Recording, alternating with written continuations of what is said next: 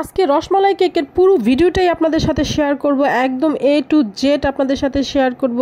যারা এই পুরো ভিডিওটা দেখবেন আশা করি অনেক কিছু শিখতে পারবেন, অনেক কিছু জানতে পারবেন। প্রথমেই যে কাজটা করেছি আমি, আপনারা কিন্তু দেখেছেন যে আমি কেকের উপরে কিন্তু সুগার সিরাপ দিইনি। সুগার সিরাপের বদলে এখানে আমি রসমালাই কেকের রসটা ব্যবহার করেছি, যেটা কিনা এই কেকটাকে আরও বেশি মজাদার করে তোলে। এবং প্রত্যেকটা লেয়ারে লেয়ারে এখানে আমি রসমালাইয়ের যে মিষ্টিটা আছে, রসমালাইটা আমি ব্যবহার করব। একটু টুকরো টুকরো করে নিয়েছি, আগে পুরোটা কেকের উপরে আমি পুরো মিষ্টিটা দিয়ে দিচ্ছি। এইভাবে আমি প্রত্যেকটা লেয়ারেই দিয়ে দিব, কেন প্রত্যেকটা বাইটে বাইটে হচ্ছে রসমালাইয়ের একটা ভাইবস আসে। ঠিক একইভাবে আমি প্রত্যেকটা লেয়ারের উপর রসমালাইয়ের রস দিয়ে কাভার করে, ক্রিম দিয়ে কাভার করে তারপরে হচ্ছে যে মিষ্টিটা আছে ওটা দিয়ে দিব। এইভাবে আমি প্রত্যেকটা লেয়ারই করে দেব।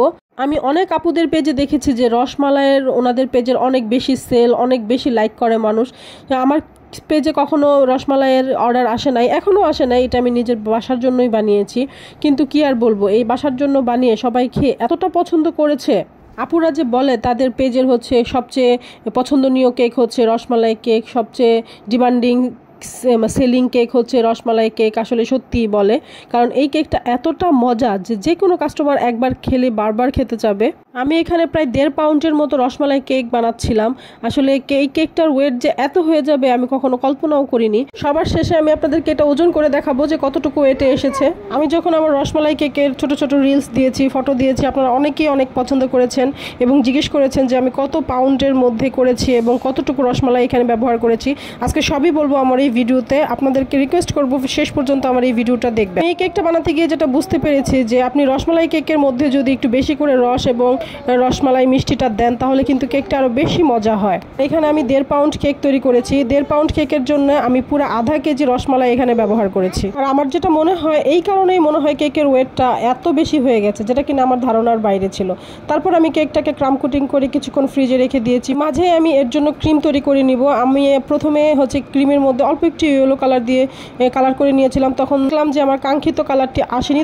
তারপর আমি অল্প অল্প করে সাসলিকের কাঠি দিয়ে একটু একটু কালার দিয়ে আমি কাঙ্ক্ষিত কালারটা নিয়ে এসেছি। সেজন্য আপনাদেরকেও বলবো, প্রথমেই বেশি করে কালার দিবেন না ক্রিমের মধ্যে, আগে অল্প অল্প কালার করে দিয়ে মিক্সড করে দেখবেন যে আপনার কাঙ্ক্ষিত কালারটা আসছে কিনা। যদি না আসে তারপর অল্প অল্প করে দিয়ে আপনার কাঙ্ক্ষিত কালারটা নিয়ে আসবেন।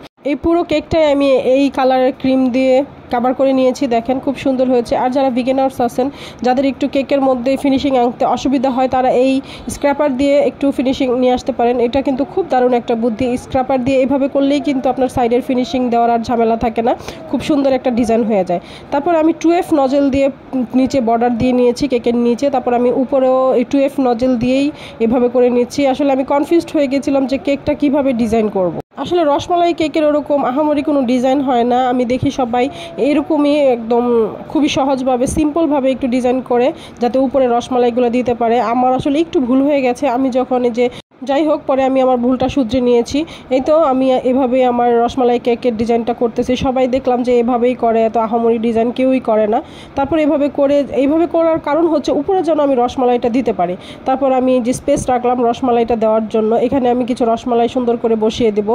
আমার মনে হয় এই জিনিসটাই কেকের সৌন্দর্যটা বা কেকের লুকটা আরও বেশি গর্জিয়াস বা খুব সুন্দর করে তোলে, আকর্ষণীয় করে তোলে সবার কাছে। অনেক আপুদেরকে দেখেছি যে রসমালাইগুলো দেওয়ার পরে রসমালাইয়ের উপরে একটু কালার দিয়ে দেয় আরেকটু অ্যাট্রাকটিভ করার জন্য কেকটাকে।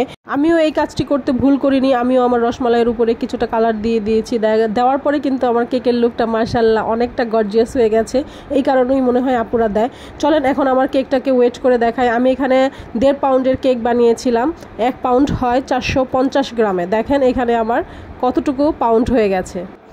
যেখানে কিনা 675 গ্রাম প্লাস মাইনাস হওয়ার কথা, ওইখানে আমার কিন্তু 1088 গ্রাম হয়ে গেছে।